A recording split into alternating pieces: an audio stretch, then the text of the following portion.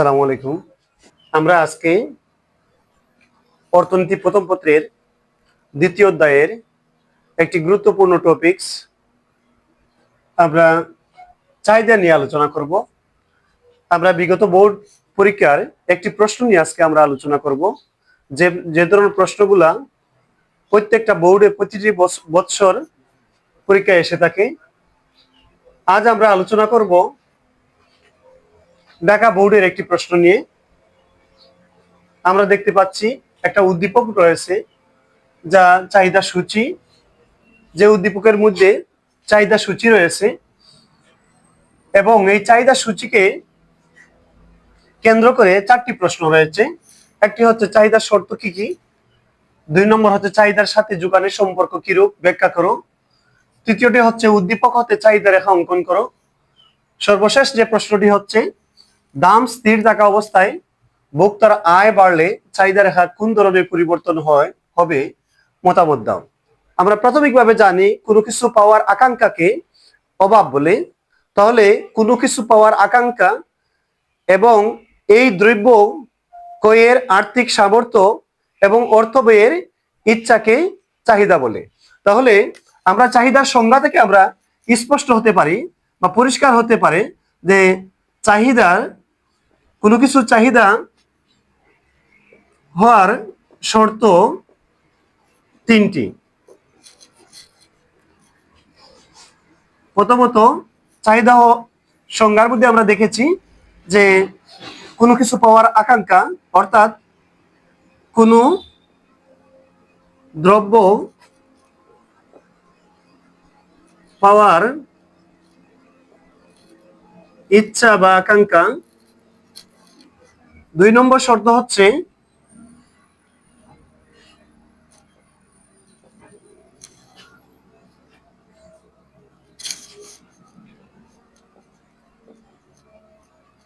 ওই দ্রব্য ক্রয়ের জন্য আর্থিক ক্ষমতা বা সামর্থ্য। 3 নম্বর শর্ত হচ্ছে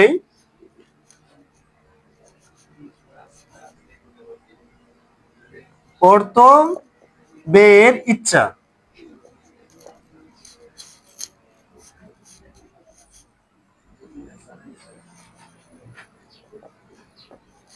যদি এই তিনটি শর্ত কোন সংজ্ঞার মধ্যে পাওয়া যায় তাহলে আমরা তাকে চাহিদা বলবো। অর্থাৎ চাহিদা হওয়ার জন্য তিনটি শর্ত, একটা হচ্ছে কোন দ্রব্য পাওয়ার আকাঙ্ক্ষা বা ইচ্ছা, অন্যটি হচ্ছে কোন দ্রব্য ক্রয়ের জন্য আর্থিক সামর্থ্য বা ক্ষমতা, তৃতীয়টি বা সর্বশেষ হচ্ছে অর্থ ব্যয়ের ইচ্ছে। যদি এই তিনটি শর্ত থাকে তাহলে আমরা তাকে চাহিদা বলতে পারি। যদি না থাকে, আমার যদি শুধুমাত্র একটা দ্রব্য পাওয়ার ইচ্ছা রয়েছে কিন্তু আর্থিক সামর্থ্য নেই, তাহলে আমরা চাহিদা বলতে পারবো না। কারণ একজন ভিক্ষুকের কোনো কিছু পাওয়ার আকাঙ্ক্ষা থাকাই স্বাভাবিক, কিন্তু তার আর্থিক সামর্থ্য না থাকার কারণে আমরা তার চাওয়া বা আকাঙ্ক্ষাকে আমরা চাহিদা বলতে পারবো না। 3 নম্বর শর্তটি হচ্ছে অর্থ ব্যয়ের ইচ্ছা। যেমন একজন মানুষের কোনো কিছু পাওয়ার আকাঙ্ক্ষা এবং তার আর্থিক সামর্থ্য থাকা সত্ত্বেও যদি সে দ্রব্য ক্রয়ের জন্য আর অর্থ ব্যয় করার মতো মন মানসিকতা না থাকে, তাহলে সেটাকে আমরা চাহিদা বলতে পারি না। যেমন একজন কৃপণের কাছে তার টাকাও রয়েছে, কোনো কিছু পাওয়ার বা কোনো দ্রব্য পাওয়ার আকাঙ্ক্ষাও রয়েছে, কিন্তু সে সেই দ্রব্য ক্রয়ের জন্য সে অর্থ ব্যয় করতে চায় না। কারণ সে কৃপণ, সে টাকাগুলো তার নিজের কাছে জমা রাখতে চায়। এজন্য তার আকাঙ্ক্ষা থাকা সত্ত্বেও, তার আর্থিক সামর্থ্য থাকা সত্ত্বেও তার আকাঙ্ক্ষাকে আমরা চাহিদা বলতে পারি না। সুতরাং চাহিদা হওয়ার জন্য আমাদেরকে কমপক্ষে এই তিনটি শর্ত মাস্ট বি ফুলফিল করতে হবে। 2 নম্বর প্রশ্ন হচ্ছে দামের সাথে যোগানের সম্পর্ক কিরূপ। দামের সাথে যোগানের সম্পর্ক আমরা জানি দামের সাথে চাহিদার সম্পর্ক ঋণাত্মক বা নেগেটিভ। দাম বাড়লে চাহিদা কমে, দাম কমলে চাহিদা বাড়ে। কিন্তু যোগানের সাথে দামের সম্পর্ক ধনাত্মক, অর্থাৎ দাম বাড়লে যোগান বাড়ে, দাম কমলে যোগান কমে। দামের সাথে যোগানের সম্পর্ক ধনাত্মক। সংক্ষেপে যদি আমি লিখি, দামের সাথে যোগানের সম্পর্ক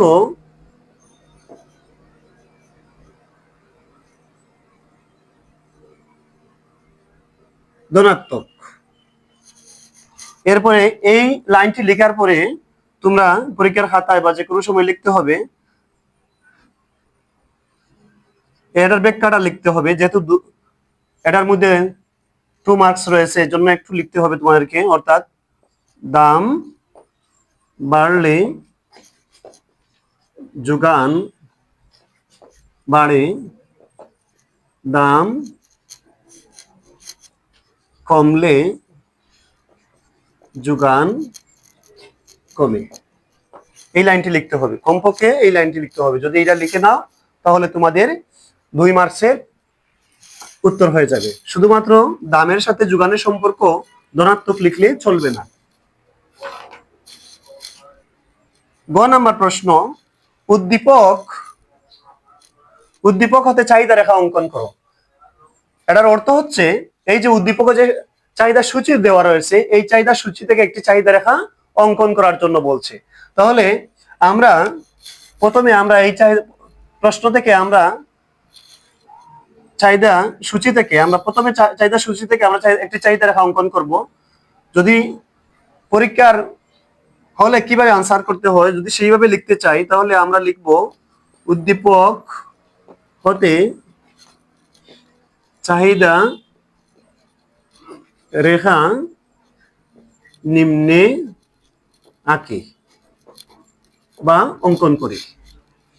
প্রথমে তোমরা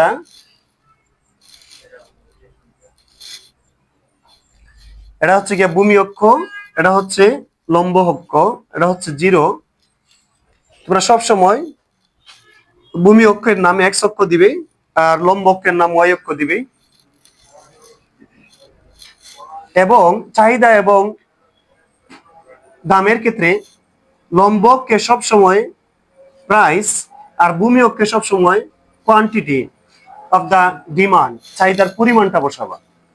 আমরা দেখতে পাচ্ছি দাম যখন 5 টাকা তখন চাহিদার পরিমাণ 30 একক। 5 টাকা তখন চাহিদার পরিমাণ 30 একক। আমরা ধরে নিলাম এখানে 30 একক। 30 একক যদি আমরা এইদিকে আমরা এইভাবে নেই, স্কেল দ্বারা তোমরা করবা, আমি হাত দ্বারা দিয়ে দিছি। দাম যখন 5 টাকা তখন চাহিদার পরিমাণ 30 একক। দাম যখন 10 টাকা চাহিদার পরিমাণ 20 একক। তাহলে 30 এখানে দিলাম আমরা 20, যখন 10 টাকা অনুমানিক এখানে দিলাম 10। তোমরা স্কেল দ্বারা এটা সোজা এটা লাইন, গ্রাফ পেপার লাগবে না। এটা দিলাম আমরা এ বিন্দু, এটার দাম দিয়ে দিলাম বি বিন্দু। আবার দাম যখন 15 টাকা তখন চাহিদার পরিমাণ 10 একক। এটা 20, তাহলে এটা 10।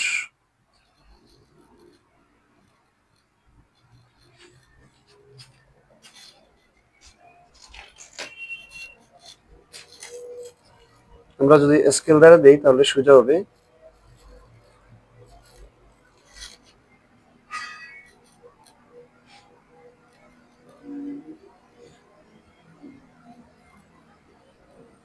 এই বিন্দুটার নাম দিয়ে দিলাম সি বিন্দু। এখন যদি আমরা এ বি সি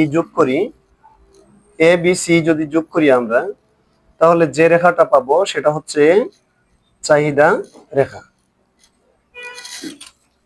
আমরা যে রেখাটি পেলাম সেটা হচ্ছে চাহিদা রেখা, ডি ডি প্রাইম। তাহলে প্রিয় শিক্ষার্থীরা, আমরা চাহিদা সূচি থেকে বা উদ্দীপক থেকে আমরা একটি চাহিদা রেখা অঙ্কন করে নিলাম। এখন তোমরা শুধুমাত্র অঙ্কন করলে চলবে না, যেহেতু এই প্রশ্নের মধ্যে 3 মার্কস থেকে থাকে, সুতরাং পর্যাপ্ত মার্কস পাওয়ার জন্য তোমাদেরকে আরো 2টি লাইন লিখতে হবে। এই চিত্রের ব্যাখ্যাটি দিতে হবে। লিখতে হবে, আমি বলে দিচ্ছি, লিখতে হবে আমরা ভূমি অক্ষে উপরোক্ত চিত্রে ভূমি অক্ষে দ্রব্যের পরিমাণ, লম্ব অক্ষে দ্রব্যের দাম নির্দেশ করছে। দ্রব্যের দাম যখন 5 টাকা তখন দ্রব্যের চাহিদার পরিমাণ 30 একক। অনুরূপভাবে দ্রব্যের দাম যখন বেড়ে 10 এবং 15 টাকা, তখন দ্রব্যের চাহিদার পরিমাণ যথাক্রমে 20 এবং 30 একক, যা এ এবং বি এবং সি বিন্দু নির্দেশ করছে। এখন এ বি সি যোগ করলে যে রেখাটি পাবো সেটা হচ্ছে চাহিদা রেখা। এই ব্যাখ্যাটা দিয়ে দিলে তোমাদের চলবে। 4 নম্বর প্রশ্নটি একটু ক্রিটিক্যাল প্রশ্ন। এই প্রশ্নটি এসেছে চাহিদা বিধির ব্যতিক্রম এই অপশন থেকে। তোমরা জানো চাহিদার নির্ধারক সমূহ অনেক কিছু রয়েছে: দ্রব্যের দাম, দ্রব্যের অন্য দ্রব্যের দাম, তার পরিবর্তক দ্রব্যের দাম, তার পরিপূরক দ্রব্যের দাম, রুচি, অভ্যাস ইত্যাদি।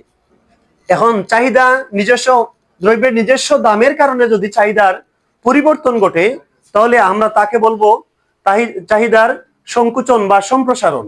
আর চাহিদার দ্রব্যের নিজস্ব দামের কারণে যদি চাহিদার পরিবর্তন না ঘটিয়ে অন্য কোনো কারণে চাহিদার পরিবর্তন ঘটে, সেটাকে আমরা বলবো চাহিদার হ্রাস অথবা বৃদ্ধি, ইনক্রিজিং অর ডিক্রিজিং ডিমান্ড।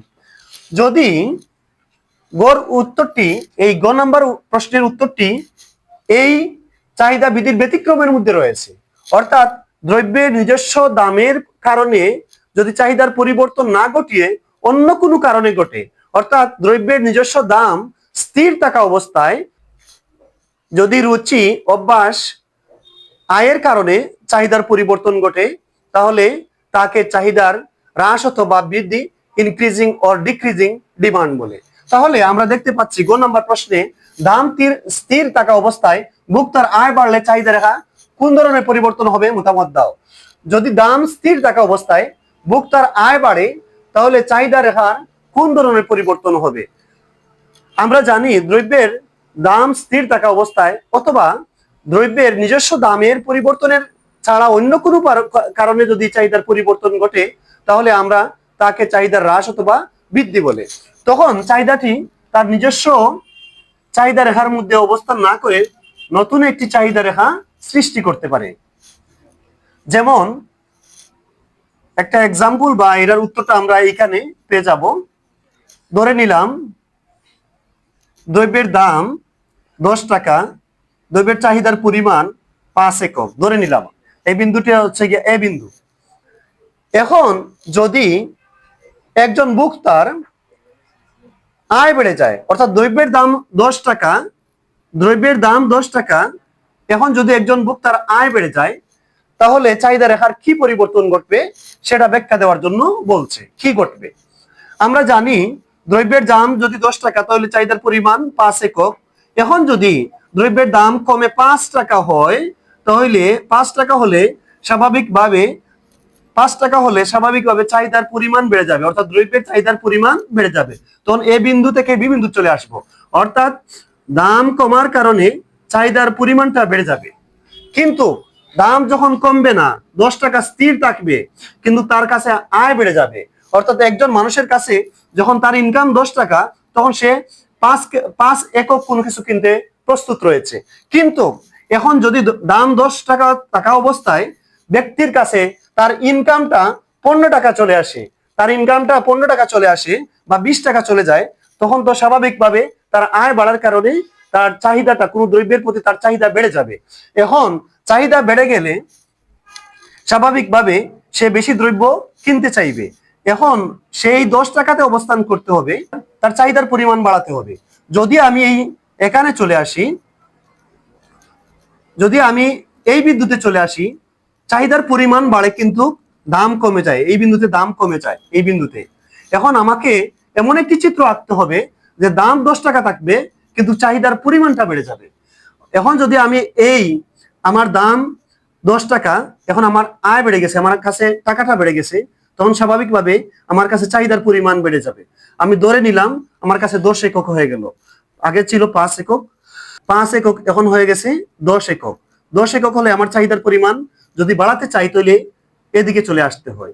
এখন আমি যদি 10 একক চলে আসি, তাহলে চাহিদার পরিমাণ এই বিন্দুতে আসে, এই 10 এককে আসে। তখন যদি এই লাইনটি টান দেই আমরা উপর দিকে, তাহলে বি বিন্দুতে আসে। এখন বি বিন্দুতে আসলে আমার দাম হয়ে যায় 5 টাকা, কিন্তু আমাদের শর্ত হলো 10 টাকা দাম রাখতে হবে। কিন্তু আমরা যদি 10 টাকা দাম রাখতে চাই, তাহলে এই রেখাটি এইদিকে ক্রস করে এইখানে ইন্টারসেকশন বা ছেদবিন্দু তৈরি হয়, যা নতুন একটি বিন্দু এই বিন্দু সৃষ্টি করে। দেখতে পাচ্ছি দাম স্থির থাকা অবস্থায় যদি কোনো ভোক্তার আয়টা বেড়ে যায়, তখন তার চাহিদার পরিমাণ বেড়ে যায়। যখন চাহিদার পরিমাণ বেড়ে যায়, তখন নতুন একটি বিন্দু সৃষ্টি করে নতুন একটি বিন্দু স্থাপন করতে হবে। তখন এই নতুন বিন্দু স্থাপন করার মাধ্যমে আমরা নতুন একটি চাহিদা রেখা সৃষ্টি হবে। সুতরাং নতুন একটি চাহিদা রেখা যখন সৃষ্টি হলো, তখন আমরা দেখতে পারি আগে ছিল একটা ডি ডি প্রাইম, এখন হচ্ছে D1 অর্থাৎ দাম স্থির থাকা অবস্থায় ভোক্তার যদি আয় বেড়ে যায়, তাহলে তার চাহিদার পরিমাণ বেড়ে যায়।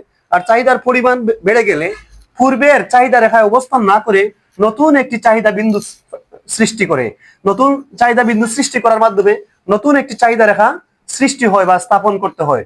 সুতরাং আমরা দেখতে পাচ্ছি একজন ভোক্তার আয় বাড়ার কারণে, দাম স্থির থাকার অবস্থায় শুধুমাত্র আয় বাড়ার কারণে চাহিদা রেখা বাম থেকে ডান দিকে স্থানান্তরিত হয়ে যায়। সুতরাং আমরা বলতে পারি, যদি সহজ ভাষায় বলতে চাই, পরীক্ষার খাতায় লিখতে চাই, আমরা বলবো কোন দ্রব্যের দাম স্থির থাকা অবস্থায় ভোক্তার আয় বাড়লে চাহিদা রেখা বাম থেকে ডান দিকে স্থানান্তরিত হয়ে যাবে। আর যদি দাম স্থির থাকা অবস্থায় ভোক্তার আয় কমে যায়, তাহলে চাহিদা রেখা তার পূর্বের জায়গা থেকে বাম দিকে স্থানান্তরিত হয়ে যাবে। যদি আয়টা কমে যায়, তাহলে বাম দিকে স্থানান্তরিত হয়ে যাবে। সুতরাং দাম স্থির থাকা অবস্থায় আয় বাড়লে চাহিদা রেখা পূর্বের চাহিদা থেকে ডান দিকে স্থানান্তরিত হয়ে যাবে, আর আয় কমলে বাম